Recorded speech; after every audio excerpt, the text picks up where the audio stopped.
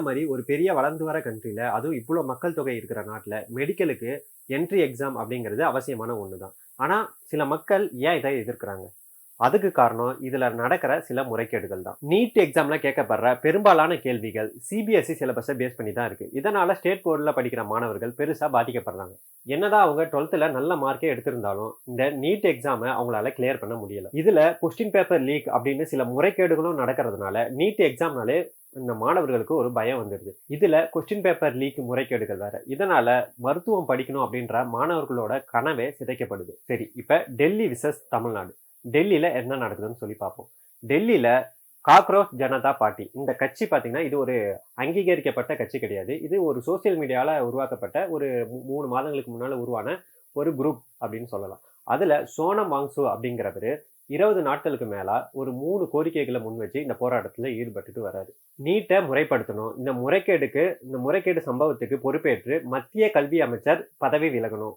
அதுபோக நீட்ல உயிரிழந்த குடும்பங்களுக்கு நிதி உதவி வழங்கணும். இதுதான் இந்த 3 கோரிக்கைகள். இத முன்வச்சு தான் சோனம் வாங்சு அப்படிங்கிறவரு 20 நாட்களுக்கு மேலா போராட்டங்கள்ல ஈடுபட்டுட்டு வராரு. இதுக்கு சில மாணவர்கள், சில சங்கங்கள் சப்போர்ட் பண்ணி இந்த போராட்டத்த டெல்லியில பெருசுபடுத்திட்டு வராங்க. இப்ப அப்படியே தமிழ்நாட்டுக்கு வருவோம். டெல்லியில அவங்க போராடுறது நீட்ட முறைப்படுத்தணும் அப்படின்னு சொல்லிட்டு. ஆனா தமிழ்நாட்டுல நீட்ட ஒழிக்கணும் அப்படின்னு சொல்லி போராடிட்டு வராங்க. தமிழ்நாடு அரசு சார்பா என்ன சொல்லியிருக்காங்க அப்படின்னா, போராட்டங்களுக்கு முறையான அனுமதி வாங்கி அங்கீகரிக்கப்பட்ட இடத்துல மட்டும் போராடுங்க.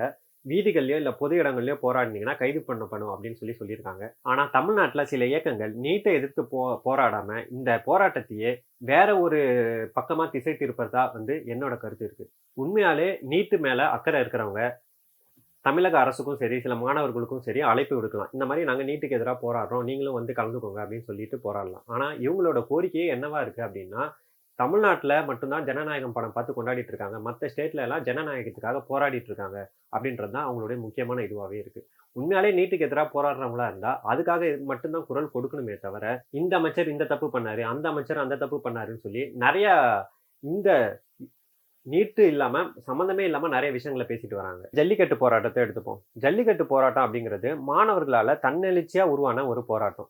பல மாணவர்களோட உணர்ச்சிய அது தூண்டுறதா இருந்துச்சு. ஏன் அப்படின்னா, ஜல்லிக்கட்ட தடை பண்ணாங்க. அது நம்மளோட உணர்வு, எங்களோட கலாச்சாரம். அத நீங்க எப்படி தடை பண்ணலாம் அப்படின்னு சொல்லி நெறைய மாணவர்கள் தன்னெழுச்சியா அந்த போராட்டத்துல ஈடுபட்டாங்க.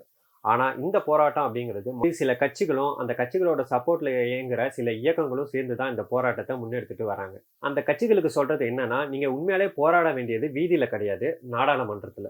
நாடாளுமன்றத்துல நீட்டுக்கு எதிரா வலுவான எதிர்ப்பு இருந்தா மட்டும் தான் இந்த நீட் ஒழிப்பு அப்படிங்கிறது சாத்தியமான ஒன்றாகும். நீட்டுக்கு எதிரா நெறைய மாநிலங்கள் இருக்காங்க. சோ, அந்த மாநிலங்களோட எம்பிக்களையும், இல்ல அந்த மாநிலங்களோட சிஎம்மையும் உட்கார்ந்து பேசி முடிவெடுத்து நாடாளுமன்றத்துல தான் நீங்க குரல் எழுப்பணுமே தவிர, நீட்டை எதிர்க்கிற நெறைய ஸ்டேட்ஸ் இன்னும் இருக்காங்க. அவங்களோட எம்பிக்கள் மூலியமா நாடாளுமன்றத்துல தான் நீங்க குரல் எழுப்பணுமே தவிர, வீதிகள்ல கிடையாது.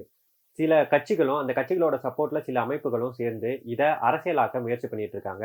மக்களே நீங்க சொல்லுங்க. இது போராட்டமா? இல்ல இத வச்சு அரசியல் பண்ணிட்டு இருக்காங்களா?